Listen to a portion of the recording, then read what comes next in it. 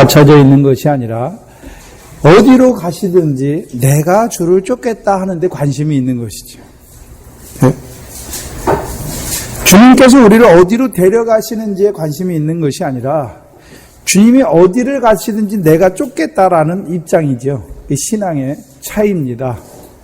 그래서 하나님께서 인도하시는 믿음의 사람은 나를 쫓으라 했으니까 그냥 주님이 쫓으라 했으니까 나를 데리고 가실 그 말씀을 믿고 따라가는 것이고, 서기관과 같은 자들은요, 오늘도요, 내가 예수님을 쫓기 위해서, 예수님을 따라 살기 위해서, 예수님처럼 되기 위해서 따라가는 자들이지요. 전혀 다른 차이입니다. 그렇죠? 그래서 예수님께서 20절에 그 서기관에게 어디로 가시든지 자기를 쫓는다고 하는 그 서기관에게 예수님께서 20절에 뭐라고 대답하십니까? 여우도 굴이 있고 공중의 새도 거처가 있으되 오직 인자는 머리 둘 곳이 없다 하십니다. 누구에게 말씀하신 것입니까? 네, 서기관에게. 그럼 그 시대에 예수님을 쫓겠다는 그 서기관에게만 말씀하시는 것이 아니라 오늘날에도 이와 같은 서기관들에게 하시는 말씀입니다. 네. 그래서 먼저 여우에 대해서 말씀하시고 공중의 새에 대해서 말씀하십니다. 우리가 여우를 볼 때는요, 에스겔서 13장을 봐야 되는 것이죠. 에스겔서 13장을 보시면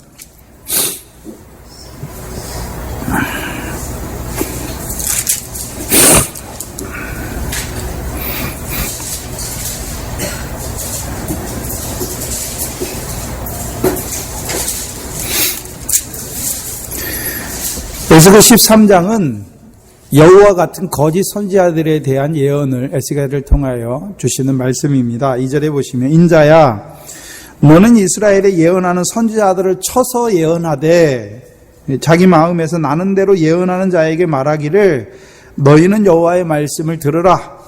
주 여호와의 말씀에 본 것이 없이 자기 심령을 따라 예언하는 우매한 선지자들에게 화 있을진저 이스라엘아 너희 선지자들은 황무지에 있는 여우 같다라고 말씀하셔서 여우에 대해서 누구를 가르쳐 여우라고 말씀하십니까?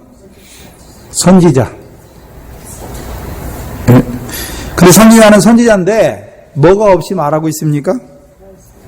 본 것이 없이 자기 심령을 따라 예언하는 선지자. 그래서 그 선지자를 뭐라고 합니까? 우매한 선지자다라고 말하는 것입니다. 그를 황무지에 거하는 여우 같다라고 말씀하는 것입니다. 그러면 지금 예수님께서 누구에게 하신 말씀입니까? 서기관과 같은 자들에게 뭐라고 말씀하고 있습니까? 본 것이 없이 자기의 마음에서 나는 것을 따라 예언하는 네가 우매한 선지자다라고 말씀하는 것이죠. 본 것이 없으니까 누가 하나님의 말씀은 우리가 보는 것입니까? 하나님께서 계시를 통해서 열어주셔야 되는 것입니까? 계시를 통해서 열어주는 거잖아요. 그래서 우리가 사도행전 7장에도 보면 영광의 하나님이 아브라함에게 보여라고 말씀했죠. 아브라함이 영광의 하나님을 본 것이 아니라 영광의 하나님이 자기를 아브라함에게 나타내신 것이죠. 또한 우리가 마태복음 5장도 예수님께서 나를 쫓으라 하신 그 쫓는 자들을 산에 데리고 올라가셔서 하늘의 복을, 상을 얻게 하는 하늘의 복에 대해서 말씀해 주셔서 이제 그들로 먼저 그 나라와 의를 구하는 자로 세우신 것이지요. 자기들이 알아서 먼저 그 나라와 의를 구하는 자가 아니라 말씀을 통해서 보여주신 거잖아요. 하늘의 상을 보여주시니까 이제 그 상의 말씀을 깨달은 받은 자들이 이제 주님을 따르는데 그 따르는 삶이 무엇입니까? 먼저 그 나라와 의를 구하는 자로 살아가는 것이죠. 근데 이 거짓 선지자들은 본 것이 없죠. 어디 거를 못 봤단 말입니까? 하늘의 거를 못 봤죠. 에스겔은 무엇을 보고 예언합니까? 에스겔서 1장에 보면 내 생물의 형상을 통해서 무지개 위에 있는 영광의 보좌를 보면서 예언하는 선지자고, 나머지 거짓 선지자들은요, 그것을 보지 못해요. 그것을 보지 못하니까 뭘 봅니까? 하나님께서 내 생물을 통해서 이루어 가시는, 에스겔을 통해서 이루어 가시는 그 말씀을 보지 못하니까, 하나님께서 보여주신 것이 없으니까 자기 마음에서 나는 것. 근데 자기 마음에 뭐가 있습니까? 이제 하나님의 율법의 말씀을 가지고 있잖아요. 근데 하나님께서 보여주신 것이 아니라 자기가 이렇게 생각해서 이렇게 되겠다 하는 것을 예언하는 것이죠. 왜 우매합니까? 하나님의 선지자인데 하나님께서 하실 일을 보여줘야 되는데 그거 못 보여주는 거예요. 거꾸로요? 선지자는 하나님께서 세우셨죠. 왜 세우셨습니까? 이 가나안 땅에 있는 선지자예요. 그 가나안 땅을 얻은 자들로 율법의 근거에서 복과 저주를 외치게 하신 것이잖아요. 선지자는 항상 하나님의 백성에게 보내신 자가 선지자예요. 그럼 그들에게 하나님의 백성이 받은 게 있잖아요. 뭘 받았습니까? 율법. 그 율법의 삶을 통해서 율법의 삶 앞에는 항상 뭐가 있습니까? 복과 저주가 있잖아요. 그래서 그들로 하여금 선지자를 통해서 하시는 게 뭡니까? 율법을 지켜 하나님의 말씀 지켜 행해서 복을 받는 자로 세워가시는 거잖아요. 또 그 백성들이 에스겔서와 에레미야서 이사야 때에는 저주의 길을 자취하고 있잖아요. 그럼 선지자들이 그들에게 뭐를 외쳐야 됩니까? 그 저주의 길을 가는 자들에게, 멸망의 길을 가는 자들에게 책망해야죠. 화를 발해야죠. 저주를 발해야죠. 그래서 그들을 그 저주받는 자리에서 돌이키는 그 일을 위해 쓰임받는 자잖아요. 근데 에스겔서 13장 16절을 보시면 지금 에스겔서 13장 전체는 거짓된 선지자와 거짓된 여자 선지자에 대해서 말씀해 주시는데 16절에 보시면 이들은 예루살렘에 대하여 예언하여 평강이 없으나 예루살렘에 대해서 예언하는데 뭐가 없는데요? 예루살렘에 평강이 없는데 평강의 묵시를 본다 하는 이스라엘의 선지자들이라 말씀하잖아요. 하나님께서는 율법을 범함으로 말미암아 저주의 길을 가는 자들에게 그들에게 징계를 말씀하시는데 평강이 아니라 바벨론을 통한 포로의 말씀을 주시는데 이 거짓된 선지자들은 뭘 말하고 있습니까? 아니다. 바벨론 오지 못할 거다. 우리는 다시 돌아간다. 지금 포로에 잡혀왔지만 다시 돌아간다. 그 예루살렘의 평강을 말하는 거잖아요. 지금 이 에스겔은 1차 포로예요. 1차 포로. 그래서 제일 먼저 잡혀간 사람이에요. 그죠? 그 제일 먼저 잡혀간 사람이 자기 지역에 있는 사람들에게도 예언하지만 예루살렘에 남아있는 사람들에게도 예언의 말씀을 하는 거예요. 근데 예루살렘에 지금 어떤 자들이 있습니까? 에레미야 선지자를 제외하고 나머지 사람들 다 뭐합니까? 에레미야는요, 북방에서부터 가마가 기운 것을 보여주시잖아요. 그래서 너희가 바벨론에 나가서 항복해라 말씀하잖아요. 나머지 선지자들은 뭐합니까? 아니다. 예루살렘은 계속해서 하나님의 도성이기 때문에 평안을 누릴 것이다. 평강할 것이다. 말하는 것이죠. 그들의 삶이 그 저주를 자취했음에도 불구하고 아니다. 평강이 없는데 평강을 외치는 것이죠. 근데 이 여우의 특징은 뭐냐 하면요. 황무지에 거하는 여우지요. 여러분 짐승 중에 가장 똑똑하지요. 교활하지요. 간교한 짐승이 여우죠. 여우로 대표되죠. 여우가 하는 일이 뭡니까? 황무지로 만드는 거예요. 황무지. 가나안 땅이 원래 황무지입니까? 밀과 보리와 포도와 감람과 무화과의 소산지입니까? 근데 이 여우들이 하는 일이 뭡니까? 거짓 선지자들이 하는 일이 황무지를 만드는 거죠. 황폐하게 만드는 것이죠. 가나안 땅에 있는 하나님의 백성은 율법을 지켜서 그들이 가나안 땅에서 복을 받아서 아브라함과 이삭과 야곱 그들의 조상대로 그 땅의 소유를 받아서 그들로 하여금 영원한 기업을 얻게 하는 자로 만들어야 될 선지자들이 오히려 황무지를 만들고 있지요. 그래서 가나안 땅을 저주받은 땅이 되게 하잖아요. 그래서 황무지에서 나는 것이 무엇입니까? 가시와 엉겅퀴잖아요. 그럼 그 거짓된 선지자들이 하나님의 백성들을 뭐로 만들고 있습니까? 가시와 엉겅퀴가 되게 하는 거잖아요. 그래서 우리가 히브리서 4장에 보면 6장이죠. 6장 4절 이하에 보면 가시와 엉겅퀴를 내면 저주함에 가까워 그 마지막이 뭐가 되게 하는 것입니까? 불사름이 되게 하는 거잖아요. 곧 쭉정이가 되게 해서 영원히 꺼지지 않는 불에 던져넣는 그 일을 하고 있는 자들이 여우인 것을 알 수 있는 것이죠. 근데 이들이 하는 일이 있어요. 이 에스겔서 13장을 잘 보시면 6절 7절 보면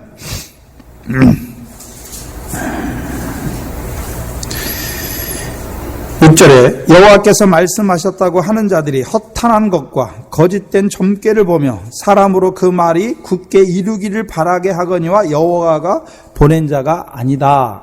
여기 보니까 그 거짓된 선지자들이 하는 말은 허탄한 것과 거짓된 점괘지요. 그것을 말해놓고 사람으로 그 말이 굳게 이루어지기를 빌게 하는 거죠. 그렇잖아요. 오늘도 이게 그대로 이루어지고 있어요. 네? 허탄한 거, 거짓된 거. 여러분 예수 믿어서 세상 축복, 세상 평안. 그래서 그게 굳게 이루어지기를 바라잖아요. 그래서 세상 축복을 말하면 아멘, 아멘 하잖아요. 아멘이 뭡니까? 그대로 이루어지기를 바라는 거잖아요. 그걸 붙들고 있어요. 예수 믿는 사람들이 평생 그거 붙들고 살아요. 네? 결국 뭡니까? 호화로 연락하는 부자지요. 예? 여호와께 보낸 자 아니잖아요. 예?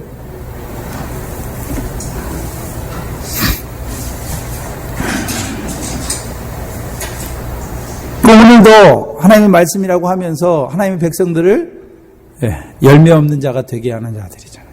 가시와 엉겅퀴가 되게 하는 자죠. 쭉정이가 되게 하는 자죠. 예? 결국은 그들로 멸망길로 인도하는 자들이 누굽니까? 여우예요, 여우. 근데 왜 여우가 교활합니까?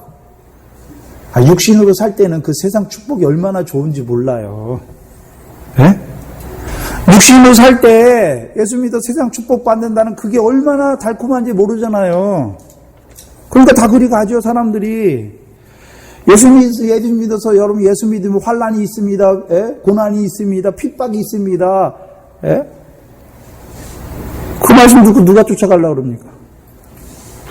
안 가죠. 근데 예수 믿으면 세상에서 성공합니다. 자녀들 성공합니다. 축복이 있습니다. 여러분 죽을 때까지 세상 거 다 누리고 간다고 그러는데 거기 안 갈 사람이 누가 있습니까? 육신으로 삼날 동안은 좋은 거 주는 것 같아요. 근데 결국은요 영원한 멸망을 이루는 자들이잖아요. 근데 그게 한국교회에 얼마나 많습니까? 네? 근데 아예 드러내놓고 그냥 세상 축복만 말하면 좀 구별을 하겠는데 두 가지를 같이 말해요. 하나님과 재물을 겸하여 말해요. 하늘의 영광도 말하면서 세상 축복도 말해요. 그렇게 섬길 수가 없는데. 네.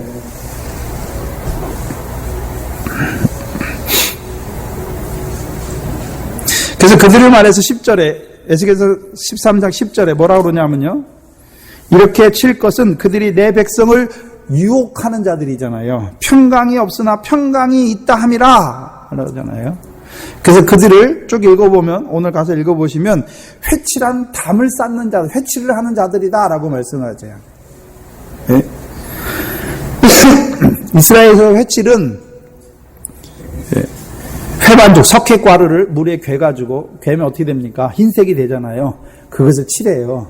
그래서 유대의 전통에 보면 1년에 한 번씩 그 무덤에 가요. 고인을 추모하기 위해서 무덤에 가서 그 무덤을 회칠을 해요. 네? 눈에 잘 띄도록. 여기 누가 묻혔다. 잘 띄도록 회칠을 하는 것이요. 그 회칠한 무덤이 어디 있습니까? 죽은 자들이 가는 것이 아니라 에스겔 골짜기와 같이 오늘도 하나님의 교회라고 하는데 다 죽은 자를 만들어놔요. 육체가 되게 해서 다 죽게 만들어요. 하나님의 백성을. 죽은 자 만들어놔요. 하나님 나라와 그의 의를 구하는 자가 산 자인데 하나님의 백성을 다 죽은 자 만들어놨어요. 그러니까 어떻게 합니까? 육체를 위해서 사니까 그들이 보기에는 연락이고 뭐 좋은 것 같지만 하나님이 보실 때는요, 썩는 냄새가 나는 거예요. 육체로부터 썩어질 것을 거두고 있는 자들의, 예? 근데 겉으로는 어떻습니까? 깨끗해요. 보기 좋아요. 얼마나 보기 좋은지, 얼마나 깨끗한지. 예? 설교도 얼마나 논리적이고 정연하고 깨끗하고 하는 것 같아. 사람의 이 논리를 탁탁 갖다 대가지고 그걸로 탁 옮기잖아요. 철학과 사상이죠. 그건 하나님 말씀이 아닙니다. 예. 겉으로는 깨끗한데 그 속에는 사람을 죽게 해요. 썩게 해요. 예. 시체와 뼈로 가득해요. 예.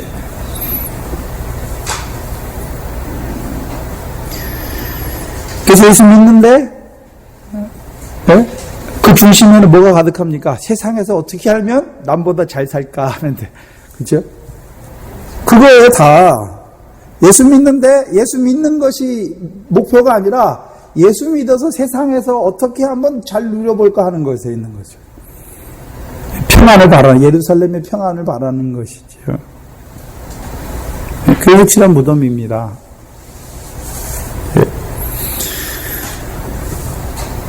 오늘도 황무지에 여우들이 얼마나 많습니까? 포도원을 허는 여우지요.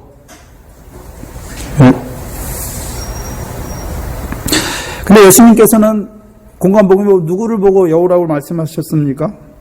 헤롯을 가르쳐 여우라고 말씀합니다. 누가복음 13장에 보시면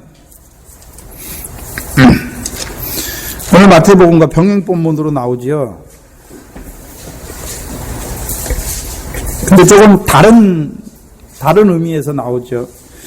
누가복음 13장 31절 이하에 보면 그때에 어떤 바리새인들이 나와 이르되 나가서 여기를 떠나소서 헤롯이 당신을 죽이고자 하나이다. 예수께서 가라사대 가서 저 여우에게 이르라 말씀하죠. 저 여우에게. 그죠? 저 여우가 누굽니까? 헤롯이 지금 예수님 죽이려고 그러잖아요. 그러니까 바리새인 중에 어떤 바리새인이 나와서 여기를 떠나라 그러잖아요. 헤롯이 당신을 죽이고자 한다. 그러니까 32절에 가라사대 가서 저 여우에게 이르라. 이르되 오늘과 내일 내가 귀신을 쫓아내며 병을 낫게 하다가 제3일에는 완전하여 지리라 말씀하잖아요. 오늘과 내일은 뭐 해야 됩니까? 예수님께서. 3일에 완전해지는 것은 무엇입니까?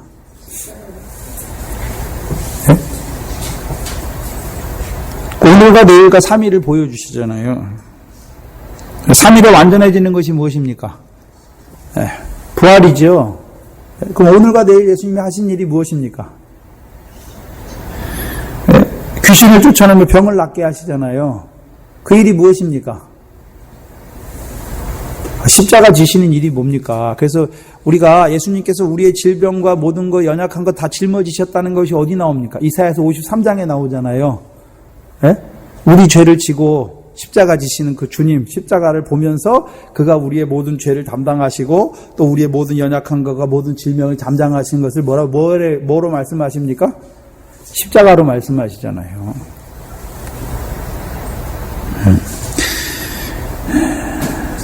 그러면 오늘과 내일은 그러면 예수님께서 이 말씀을 하시는 이유가 무엇입니까? 지금은 때가 아니라는 거죠. 헤롯을 통해서 죽이는 때가 아니에요. 어둠의 권세 때가 아니란 말이죠. 그죠? 예수님이 해야 될 일이 있다는 거죠. 남아있는 것이죠. 그러나 38절 그러나 오늘과 내일 모레는 내가 갈 길을 가야 하리니 선지자가 예루살렘 밖에서 죽는 법이 없다라고 말씀하죠. 그러면서 자기가 예루살렘에서 죽을 것을 말씀하시잖아요. 근데 지금은 죽을 때가 아니야. 그러나 오늘과 내일 모레는 내 갈 길을 가야 한다라고 말씀하시죠. 여기서 오늘과 내일은 귀신을 쫓아내며 병을 고치고 모레는 무엇입니까? 그 십자가로 하나님의 백성을 구원하는 그 죽음을 죽으실 것을 말씀하는 것이죠. 그리고 또 34절 이하에 예루살렘아 선지자들을 죽이고 내게 파송된 자들을 돌로 치는 자여 암탉의 제 새끼를 날개 아래 모음같이 내가 너희 자녀를 모으려 한 일이 몇 것이냐 그러나 너희가 원치 아니하였더라. 35절 보라 너희 집이 황폐하여 버림받으리라 말씀하잖아요. 그럼 헤롯이 하는 일이 무엇입니까? 황폐하여 버리게 하는 거잖아요. 예루살렘에 사는 자들을. 그죠? 그 일을 하는 거예요. 근데 무엇으로 그 일을 합니까? 누가복음 23장에 보시면 헤롯이 예수님을 보기를 원했지요. 그래서 빌라도가 헤롯에게 예수님을 보내잖아요. 누가복음은 나오죠. 누가복음 23장 8절 이하에 보면 헤롯이 예수를 보고 심히 기뻐하니 이는 그의 소문을 들었으므로 보고자 한 지 오래였다라고 말씀했죠. 그러면 헤롯이 예수님의 소문을 들었죠. 그리고서 예수님을 보기를 원했죠. 근데 무엇 때문에 보기를 원했습니까? 뒤에 보시면 무엇이나 이적 행하심을 볼까 하였던 연고라 말씀하잖아요. 뭘 보기를 원해서 부르고 있습니까? 보기를 원했습니까? 이적. 그러면 헤롯은 여우인데 무엇을 통해서 미혹하는 여우입니까? 이적을 통해서. 그래서 사도행전 12장에 보면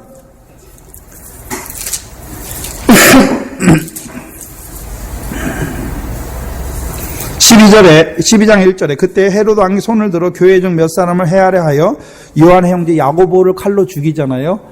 그래서 헤롯이 하는 일이 무엇입니까? 죽이는 일을 하는 거예요. 근데 믿음 안에 선 자들을 죽이긴 죽이는데 야고보는요 순교의 믿음으로 순교자로 끌어가는 친구가 되는 거고 12장 20절 이하에 보시면 12장 21절 이하에 보시면 여기는 야고보와 같은 믿음이 아니에요. 그래서 오히려 미혹을 받는 거죠. 여우에게 미혹을 받는 자들을 보여주시죠. 헤롯이 나를 택하여 왕복을 입고 위에 앉아서 백성을 효유한데 백성이 크게 부르짖어 이것은 신의 소리요 사람의 소리는 아니라 하거늘 헤롯이 영광을 하나님께 돌리지 아니하는 거로 주의 사자가 곧 친히 충이 먹어 죽으니라 말씀하잖아요. 그래서 헤롯이 효유하잖아요. 하나님의 말씀을 지금 설파하는 거잖아요. 근데 백성이 듣고 뭐라 그럽니까? 신의 소리다. 사람의 소리가 아니다. 라고 말씀하잖아요. 뭐가 신의 소리입니까? 네? 헤롯은 뭐 하는 자입니까? 헤롯과 같은 거짓 선지자들은. 병 고치는 이적을 하잖아요. 근데 그 병의 이적을 보는 자들이 뭐라 그럽니까? 아, 이거 하나님이 하신 거다라고 하잖아요. 네? 근데 뒤에 보니까 영광을 하나님께 돌리지 아니함으로 죽잖아요.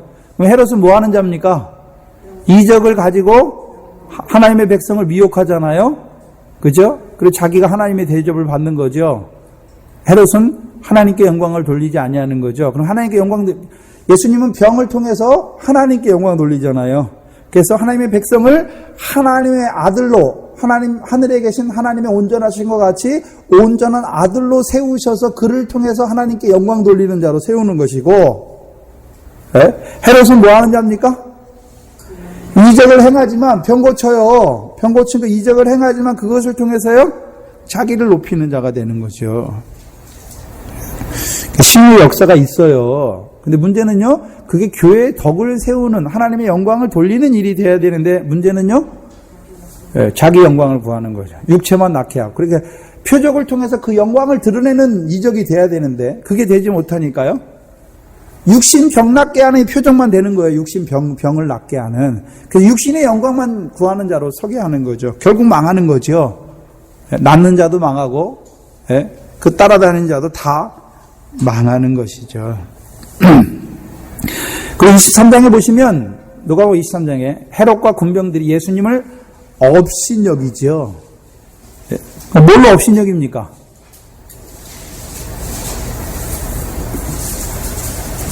오늘도 은사 받은 자들이, 그 신유의 은사 받은 자들이 나머지는 다 어떻게 여깁니까? 업신여기잖아요. 지혜의 은사를 받은 자도 필요 없어요. 신유의 은사 받은 자들을. 왜? 그 신유의 은사가 제일 큰 능력인 줄 알아.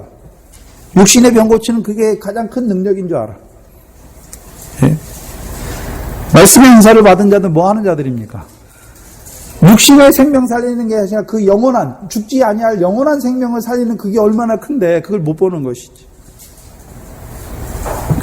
그래서 그 여호와 같은 자들이 거하는 곳이 어디입니까? 굴에 거하잖아요. 굴에는 뭐가 없습니까? 빛이 없어요. 그래서 누가 굴에 거하죠? 창세기에 보면 롯이 굴에 거하잖아요. 그래서 그 굴에 거하는 그 롯을 통해서 낳은 자들이 누굽니까? 모압과 암몬이죠. 모압과 암몬이 하는 일이 뭡니까? 미혹하는 자잖아요. 하나님의 백성을 미혹하는 자잖아요. 사람의 도리 가지고 하나님의 백성을 미혹해서 결국 어떻게 만드는 자들입니까? 여호와의 총회에 들어가지 못하는 자들로 만드는 자들이잖아요. 네? 그 굴이 거기서 시작되는 거죠. 그러면 이들이 거짓 선지자들이 처음부터 거짓 선지자였습니까? 아니죠. 롯과 같이 무엇을 쫓아가는 자들이 됐습니까? 애국과 같은 여호와의 동산을 쫓아가다 보니까 어떻게 됐습니까? 그 굴에 거하는 어두움에 거하는 자들이 되는 거죠. 자기들이 예루살렘에 다 쌌어요. 그러니까 예루살렘이 망하면 안 되죠. 자기들이 하늘에 쌌으면 예루살렘은 그냥 아무것도 아니죠. 예루살렘의 삶을 통해서 하늘에 쌓게 했으니까. 근데 그들은 롯과 같이 어디에 쌌습니까? 롯은 소돔에 쌌고 이 거짓 선지자들과 거짓 선지자들의 말씀을 받는 자들은요, 하늘에 쌓지 못하고 보이는 예루살렘에 쌌어요. 보이는 예루살렘에. 그러니까 예루살렘이 망하면 안 되죠.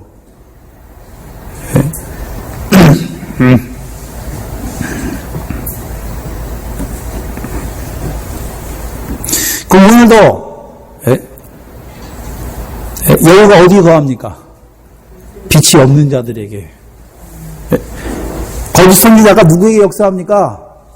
빛이 있으면요 알아요. 이게 거짓된 거지 참인지, 이게 어둠인지 빛인지 알잖아요. 근데 빛이 없어 하나님의 백성이. 그러니까 어디 누가 가서 거합니까?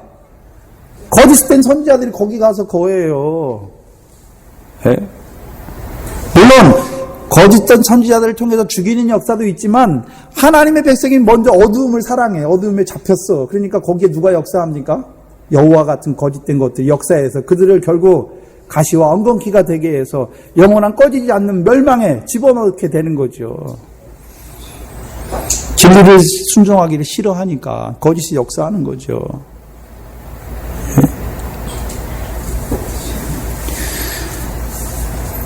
그러면 이 율법사는, 이 한 율법사는 어떤 자가 될 겁니까? 나중에 예수에게 나와서 배우지만 결국 뭐가 됩니까?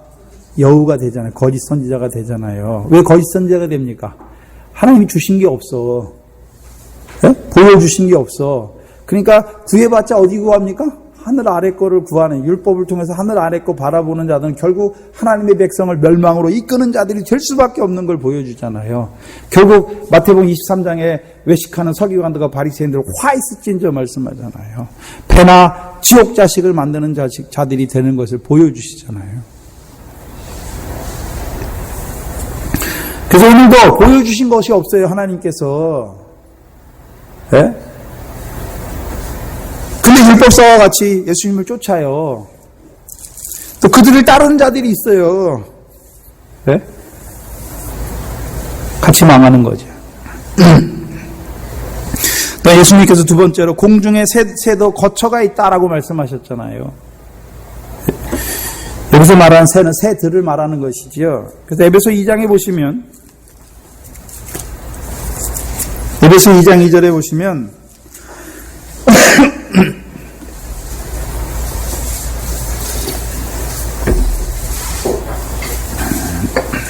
이 절에 그때가 언제입니까? 우리도 허물과 죄로 죽었던 때, 그때죠? 죽었던 때죠. 그때 너희가 그 가운데서 행하여 이 세상 풍속을 쫓고 공중의 권세 잡은 자를 따랐다. 그렇죠? 곧 지금 불순종의 아들들 가운데 역사하는 영이다 말씀했잖아요. 그래, 공중의 권세 잡은 자가 누굽니까? 사단이잖아요. 그 사단이 무엇을 통해서요? 영이 있잖아요. 영이 누구에게 역사하는 영입니까? 불순종의 아들들 가운데 역사하는 영이잖아요. 그러면 공중의 새는 어떤 자들입니까?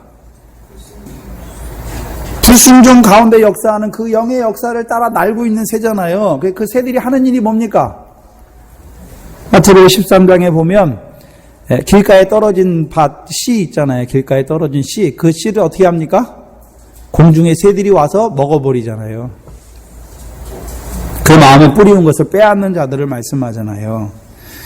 그럼 이들의 거처. 그래서 3절에 전에는 우리도 다 그 가운데서 우리의 육체를 따라, 우리의 육체의 욕심을 따라 지내며 육체의 마음에 원하는 것을 하여 다른 이들과 같이 본질상 진노의 자녀였다. 그러면 오늘도 불순종하는 아들들 가운데 역사하는 영이 거처하는 곳이 어디입니까? 육체의 욕심을 따라 지내며 육체의 마음에 원하는 것을 하는 자들 속에 뭐가 역사하고 있습니까? 네. 불순종의 아들들 가운데 역사하는 영, 공중의 권세 잡은 자들이 역사하고 있잖아요. 오늘도 네. 공중의 새들이 거하는 거처가 어디에 거하고 있습니까? 네. 육체의 욕심을 따라 지내며 육체와 마음이 원하는 것을 하는 그들에게 누가 거하고 있습니까? 공중의 새가 공중의 새들이 그들 가운데 거하고 있잖아요. 네. 이들의 거처는, 공중의 새들의 거처는 본질상 진노의 자녀들에게 역사하고 있는 것이죠.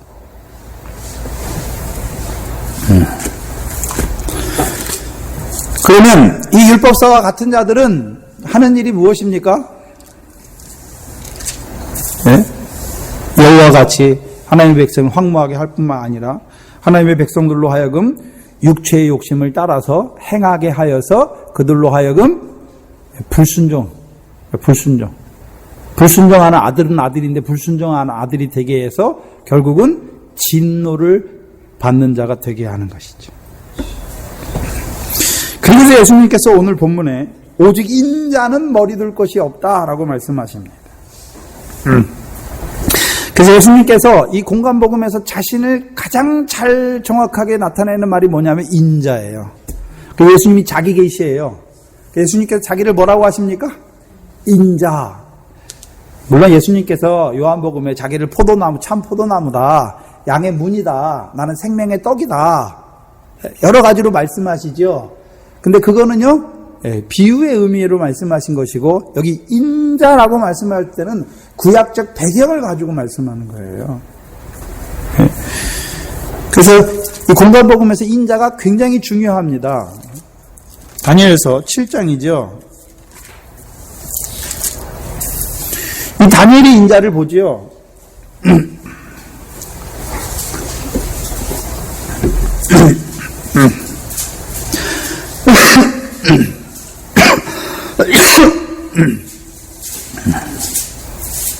다니엘이 환상 가운데 인자를 보는데 다니엘서 7장 13절 14절입니다.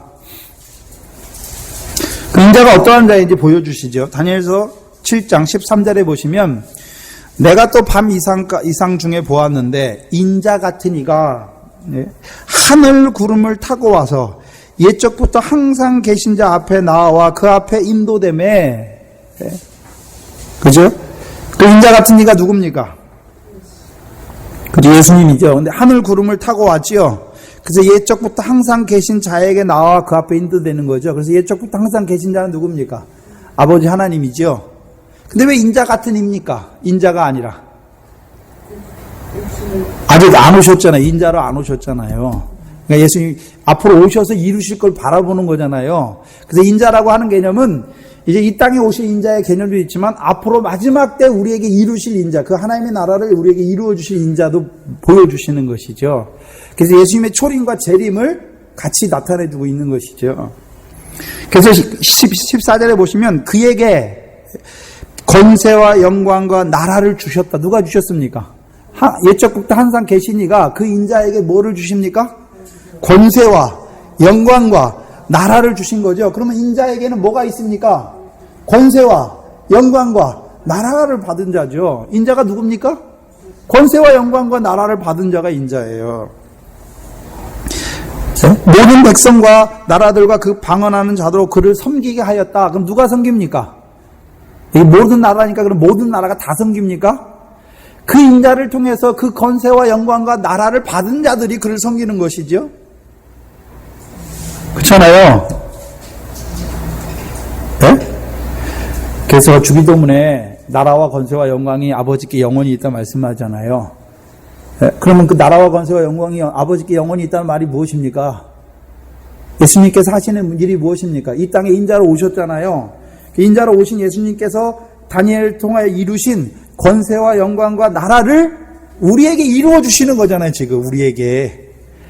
그래서 요한복음 1장에 보면 믿는 자들은 자녀가 되는 권세를 주셨잖아요. 우리가 자녀가 되는 권세를 받아서 그 자녀를 건설해서 이제 그 영광에 합당한 자로 살고 그에게 이제 하나님의 나라를 유업으로 약속해 주셨잖아요. 그래서 권세와 영광과 나라를 우리에게 이루시기 위해서 오신 인자예요. 근데 다니엘서는 이미 보고 있지요. 예수님께서 이 땅에 오실 것인데 뭐로 오실 것입니까? 하나님의 백성들에게 권세와 영광과 나라를 아버지께 받아서 주는 자로 오고 마지막 때에 그 나라와 권세와 영광과 나라를 하나님의 자녀들에게 이루어 주시는 자로 오시는 걸 보는 것이죠.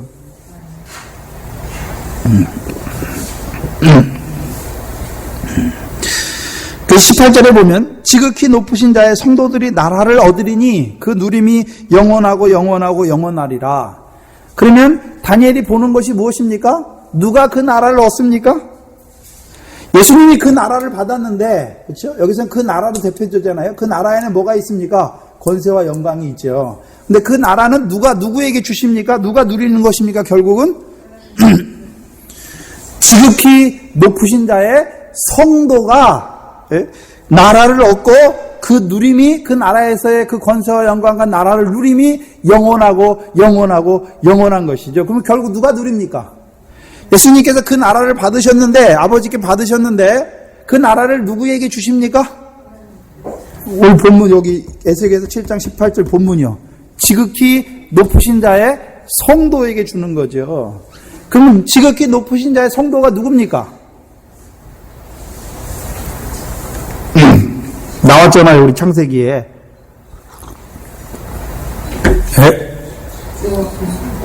창세기 14장에 지극히 높으신 제사장을, 하나님의 제사장을 만난 사람이 누굽니까? 아브라함이죠. 그럼 아브라함은 누구의 성도입니까? 지극히 높으신 제사장의 성도잖아요. 제사장의 백성이잖아요. 여기서 지극히 높으신 제사장은요, 멜기세덱의 반차를 쫓아오셔서 오늘도 하늘에 계신 그 대제사장, 성도. 그럼 그 제사장이 오늘도 하는 일이 무엇입니까? 하나님의 백성들에게 거룩해 된 자들 영원히 온전케 하는 거죠. 온전케 하는 게 무엇입니까? 권세와 영광과 나라를 더하여 주시는 것이죠.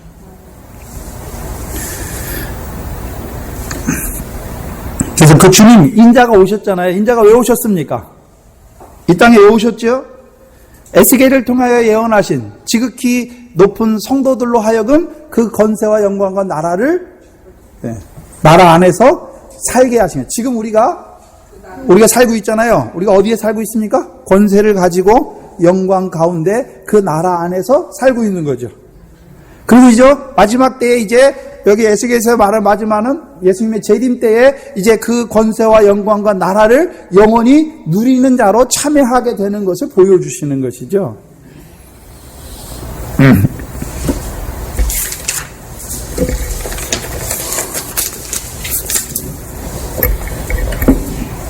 그럼 마태복음에서 예수님께서 자기를 인자라고 말씀하시는 것은 뭘 보고 있습니까? 다니엘서의 그 말씀을 가져오시는 거예요. 다니엘서의 그 인자를 자기라고 말씀하는 거죠. 그래서 자기에게 뭐가 있다고요? 권세와 영광과 나라를 하나님께서 내게 주셨다라고 말씀하는 거죠. 그리고 그 인자는요, 그 나라와 그 권세와 영광과 나라를 너희를 지극히 하나님의 지극히 높은 성도로, 지극히 거룩한 자의 성도로 너희를 세우셔서 너희로 하여금 그 나라를 누림을 영원하고 누림을 누리는 자로 세우시기 위해서 오신 인자인 것을 말씀해 주시는 것이죠. 예수님은 이 땅에 오셔서 자기 영광을 구하는 자가 아니잖아요. 하나님의 영광을 구하죠. 근데 요한복음 8장에 보면 요한복음 8장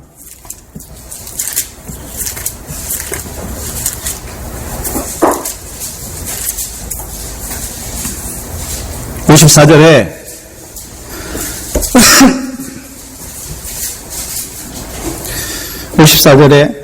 예수께서 대답하시되 내가 내게 영광을 돌리면 내 영광이 아무것도 아니거니와 내게 영광을 돌리신 이는 아버지시니 곧 너희가 너희 하나님이라 칭하시는 그이시라. 그럼 예수님은 이 땅에 오셔서 자기 일을 이루십니까? 아버지의 뜻과 일을 이루십니까? 그 아버지의 뜻과 일을 이루시는 것이 하나님의 영광을 구하는 자죠. 하나님의 영광을 구하는 그에게 하나님께서 그 영광을 다시 누구에게 주십니까? 아들에게 주시는 거잖아요. 그렇죠? 그래서 나라는 누구의 나라입니까, 여러분? 마태복음 공관복음에 나오는 나라는 예수님의 나라입니까? 하나님의 나라입니까? 하나님의 나라잖아요. 그래서 예수님께서 하시는 일이 무엇입니까? 우리를 하나님 나라의 백성으로 세우시고 하나님 나라의 복에 합당한 자로 우리를 세워가시는 것이죠. 네? 그리고요, 그 영광도 누가 주실 영광을 바라보는 자로 세웁니까? 아버지께서 갚으시는 영광을 바라보는 자로 세우잖아요. 네? 그게 인자가 하는 일이에요. 네? 주기도문의 순서가 거꾸로 나오죠. 나라와 권세와 영광이 나오죠. 다니엘서는 권세와 영광과 나라가 나오는데 왜 거꾸로 나옵니까? 이 땅에서 이루실 때는 권세와 영광과 나라고 하나님 앞에 가서 받을 때에는요, 그 나라 안에서 영광과 권세를 누리게 하시는 거죠.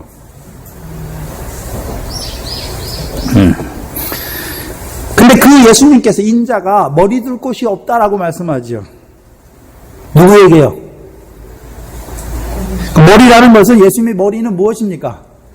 우리가 사람의 머리는 항상 사람의 뜻이나 생각, 계획을 생각하는 거죠.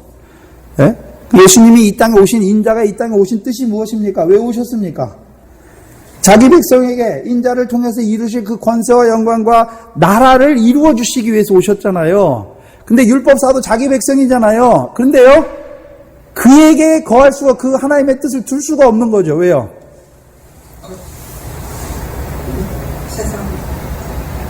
그 서기관은 하나님의 백성인데도 불구하고요, 인자의 뜻이 거할 곳이 없어요.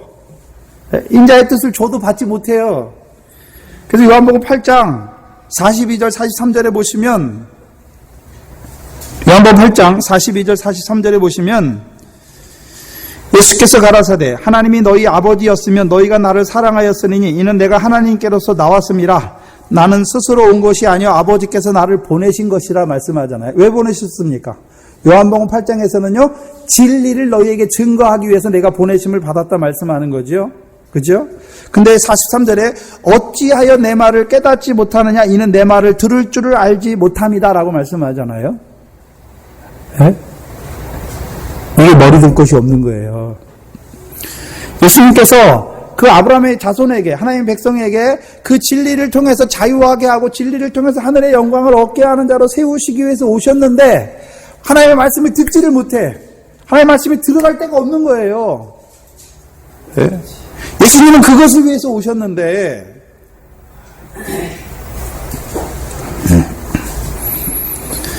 내 말을 들을 줄을 알지 못하죠. 인자의 머리 둘 곳이 없는 것이죠. 그래서 그 서기관에게는요, 인자의 뜻이 하나도 이루어지지 않아요. 네? 오히려 그 서기관은요, 그 권세와 영광과 나라에서는 참여하지 못하는 자, 오히려 하나님의 나라를 빼앗기는, 하나님의 백성임에도 불구하고 하나님의 나라를 빼앗기는 자들이 되는 것이죠. 네, 오늘 보면 21절에 보시면, 8장 21절에 오늘 보면 또 제자 중 하나가, 제자 중 또가 아니라 또 제자 중 하나가 가로되,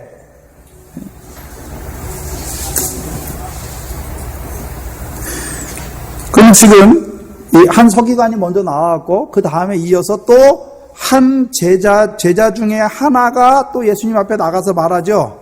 뭐를 말합니까? 주여, 나로 먼저 내 부친을 장사하게 허락하옵소서. 이 제자는 예수님 뭐라고 부르고 나옵니까? 주여라고 부르죠. 근데 이 제자의 문제는 무엇입니까? 제자의 말 속에 문제가 있어요. 제자의 문제는 무엇입니까? 분명히 제자인 거 보니까 마태복음 5장에서 주시는, 산에 올라가 주시는 말씀을 받았지요. 그럼 먼저 뭘 구해야 됩니까? 먼저 그의 나라와 의를 구하는 자가 돼야 되죠. 근데 이 제자는 먼저 그의 나라와 의가 먼저 있는 것이 아니라 먼저 뭐가 있습니까?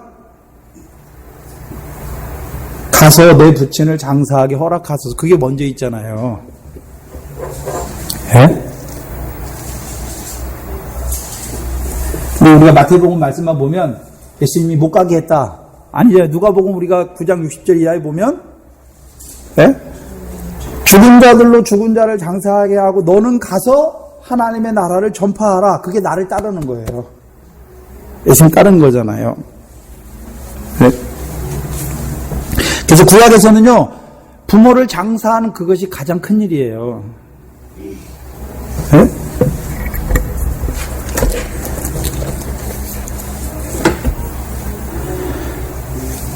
여러분, 부모에게 순종한다. 그렇죠? 부모에게 공경하라 라는 말이 마지막 맞춰지는 것이 무엇입니까? 부모를 장사하는 일이 마지막 맞춰지는 거예요. 그 자녀들에게 제일 큰 일이 무엇입니까? 지극히 작은 일부터 가장 큰 일이 무엇입니까? 부모를 장사하는 그 일이 가장 큰 일이에요, 마지막에. 그래서 제사장들에게도요, 부모를 장사하는 그 일을 통해서는요, 더럽히는 것이 허락되어 있어요. 문제는, 그 예수님께서 마태복음 이 말씀은, 그럼 부모를 장사하는 일, 그거 하지 말고 먼저 그 나라와 가서 의를 구하라는 것입니까? 그거 말하는 것이 아니죠. 네? 먼저 하나님의 나라와 그의 의를 구하는 것 안에서 부모의 장사가 이루어져야 되는 거죠. 네? 그냥 아무 생각 없이 부모 장사하는 것이 아니라 네가 먼저 하나님의 나라와 의를 구하는 그 중심 안에서 부모를 장사하는 자가 되라는 것이죠.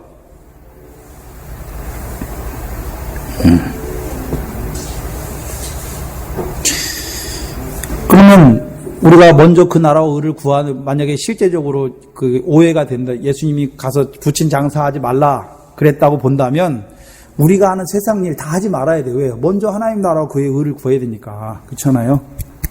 세상 일을 하지 못하는 거잖아요. 그게 아니에요. 네? 세상 일 하지 말라는 게 아니에요. 하나님 백성에게. 네? 포인트가 뭐가 먼저 돼야 된다고요? 하나님 나라와 그의 의를 구하는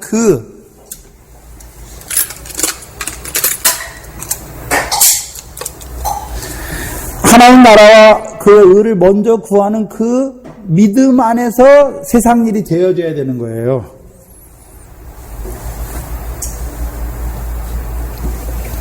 요셉이 애굽의 종으로 팔려가잖아요. 네? 그가 하는 일이 뭡니까? 종의 일을 신나게 했습니까? 사람에게? 그러면 하나님이 함께하는 일이 아니죠. 네? 그 종의 일을 하는데도 먼저 그는 항상 깨어있는, 먼저 하나님의 나라와 그의 의를 구하는 그 일을 위해서 종의 일도 하는 거예요. 그 중심 안에서 종의 일도 하니까 보디발의 일로 하는 것이 아니라 주의 일로 하는 거예요. 그러니까 주께서 함께 하시는 거예요. 네?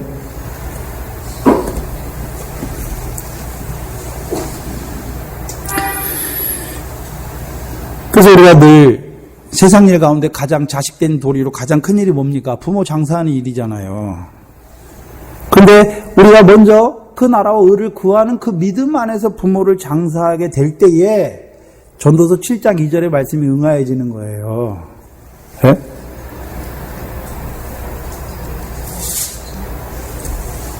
추상집에 가는 것이 잔치집에 가는 것보다 낫다. 모든 사람이 결국이 이와 같다 말씀하시잖아요. 그래서 장사의 바른 힘을 깨닫는 거죠. 부모 죽은 것만 슬퍼하는 것이 아니라 그의 나라와 의를 먼저 구하는 자로 부모의 장사를 바라볼 때에는 장사가 어떤 의미를 가집니까? 다시 돌아간 거잖아요, 부모가. 육신으로 살다가 이제 하나님께서 이 땅에 육신을 입혀서 보내서 그 영혼은 돌아가고 육신을 이제 땅으로 보내는 그 일이 남는 것이죠. 그래서 그것을 통해서 그 나라와 의를 먼저 구하는 자는 그 일을 통해서 유익을 얻게 되는 거예요. 유익이 무엇입니까? 나도 가. 네?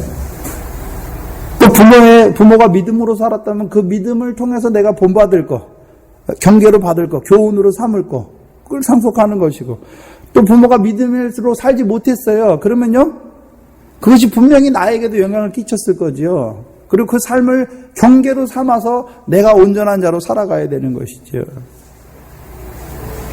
또한 우리의 남은 날도 바라보게 되는 것이죠. 네? 내가 육신으로 영원히 이 땅에 사는 것이 아니라 흙으로 돌아갈 것을 보면서 이제 이 땅의 육신의 삶이 어떤 삶인 것을, 정해져 있는 삶인 것을 보는 거예요. 영원히 사는 것이 아니라 이 정해진 삶이에요. 딱 돌아가요. 하나님이 오라 하시면. 뭐하고 살다 갈 겁니까, 그러면? 또한 돌아가는 그 장사의 일이 주 안에서 이루어지면 기쁨 안에서 이루어지겠지요. 예.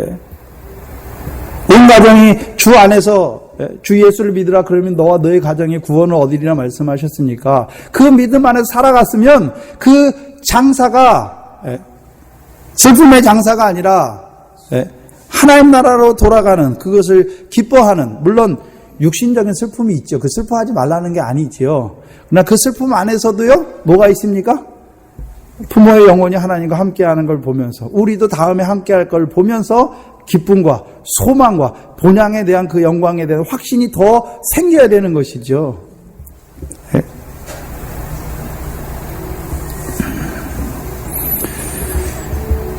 그게 바른 장사예요. 먼저 그 나라와 의를 구하는 믿음 안에서 드려지는 장사예요. 그걸 하지 못하면요, 그냥 장사하고 끝나는 거예요. 장사하고. 그리고 또한 그 장례식을 통해서 죽은 자들에게 하나님 나라를 전파하는 기회가 되는 것이죠.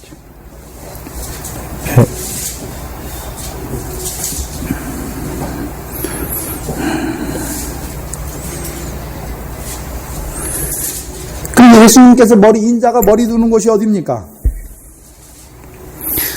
먼저 그 나라와 의를 구하는 자들, 그들을 통해서 그 하나님 나라가 전파되는 거죠. 하나님 나라와 그 의가 이루어지는 것이죠. 그게 인자를 통해서 이루시는 일이죠. 그래서 예수님의 제자들은요, 나를 따르라 말씀하셨잖아요. 나를 따르라. 그럼 따를 그들에게 누가 이루어 주십니까? 인자가 그들과 함께 하셔서 그들을 권세와 영광과 나라를 얻는 자로, 지극히 높은 자의 성도로 세워주시는 그 일을 하는 것이죠. 그 일을 위해서 예수님께서 제자들을 데리고 건너가려고 하시는 거예요. 오늘도 주님께서 우리와 함께 하시죠. 그래, 우리와 함께 가시기를 원하시죠. 나를 따르라 하시죠. 예수님을 따르는 우리의 실제의 삶이 무엇입니까? 먼저 그 나라와 의를 구하는 삶이에요. 인자의 뜻이 우리에게 이루어지는 거예요. 이제 권세와 영광과 그 나라를 얻는 자로 우리가 서게 되는 것이죠. 인자가 이 땅에 오신 이유가 그거란 말이죠. 그 뜻을 우리에게 주셨잖아요. 우리 속에 하나님이 선하신 뜻을 주셨잖아요. 주셨을 뿐만 아니라 그 선한 뜻을 이루어 가시잖아요. 하나님이 우리와 함께 하셨어요. 그게 우리의 믿음 생활입니다. 그게 우리의 믿음의 여정이에요. 여러분의 삶의 목표예요. 여러분의 삶의 목적이에요. 그게 그리스도인이 이 땅에서 육신으로 살아가는 그게 목적입니다. 권세와 영광과 나라를 얻는 자로. 근데 그 나라는 누가 이루어 주십니까? 우리에게? 인자가. 우리가 이루는 것이 아니라. 기도하겠습니다. 하나님 감사합니다. 오늘도 먼저 하나님의 교회를 세워주시고 또 이 영생의 말씀을 통하여 인자의 뜻을 우리에게 낱낱이 나타내 주셔서 이제 우리로 하여금 그 권세와 영광과 나라를 받는 자로 세우시는 그 하나님의 말씀 우리에게 오늘도 허락하여 주시니 감사합니다. 참으로 우리의 삶이 그 인자를 따라가는 그 인도함을 받는 우리의 삶이 되게 하여 주시옵소서. 계속해 주시는 말씀을 통하여 나를 따르라 하시는 그 삶이 무엇인지 우리의 삶 속에서 우리가 먼저 그 나라와 의를 구하는 자로 살아가야 될 자라는 것을 우리에게 보여주실 뿐만이 아니라 우리에게 그 나라와 의를 이루어 가시는 그 성령 안에서 오늘도 살아가게 하시니 감사합니다. 늘 우리에게 이 진리의 말씀으로 충만케 하여 주시고 이제는 진리의 성령으로 함께 하여 주셔서 그 나라와 의를 구하는 우리의 평생의 삶이 되게 하여 주시옵소서. 이를 통하여 우리를 통하여 또한 그 나라와 의로 말미암아 생육하고 번성하여지는 그 역사가 이루어질 수 있도록 아버지 하나님 역사하여 주시옵소서. 우리의 더 많은 부분이 이제 요셉과 같이 하나님이 함께 하심으로 형통한 자가 되는 그것이 증거되어지는 우리의 삶이 되게 하여 주시옵소서. 예수님의 이름으로 기도하옵나이다. 아멘.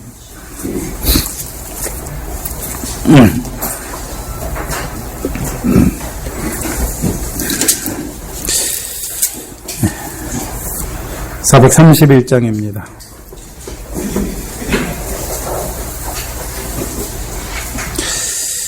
내 주여 뜻대로죠. 주님의 뜻이 무엇입니까? 인자를 통해서 우리에게 뜻을 보여주셨잖아요.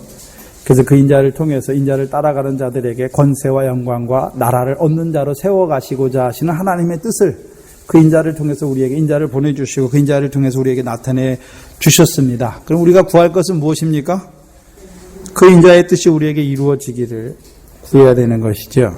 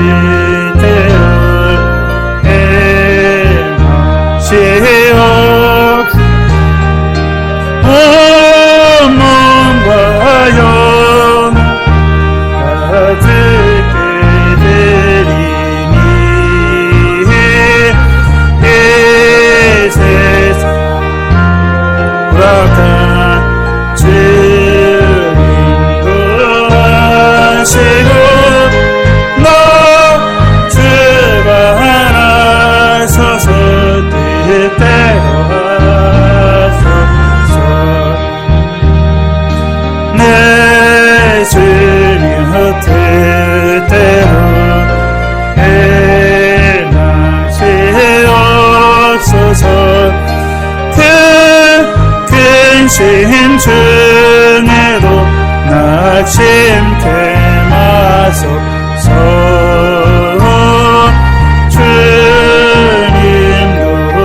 주님도 때로는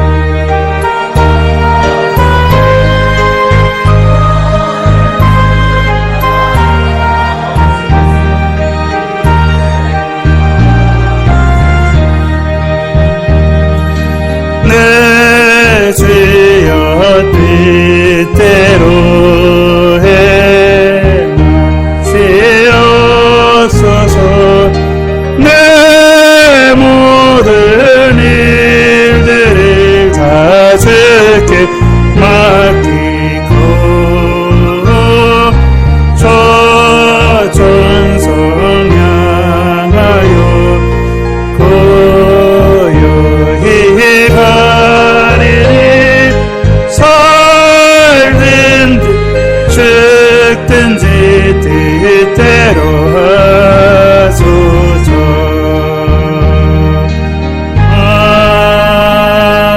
아멘.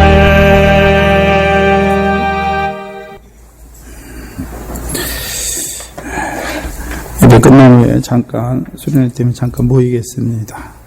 주기도문으로 예배를 마치겠습니다. 하늘에 계신 우리 아버지여, 이름이 거룩히 여김을 받으시고 나라의 마옵시며 뜻이 하늘에서 이룬 것 같이 땅에서도 이루어지이다. 오늘날 우리에게 일용할 양식을 주옵시고 우리가 우리에게 죄진 자를 사하여 준 것 같이 우리 죄를 사하여 주옵시고 우리를 시험에 들게 하지 마옵시며 다만 악에서 구하옵소서. 나라와 권세와 영광이 아버지께 영원히 있사옵나이다. 아멘.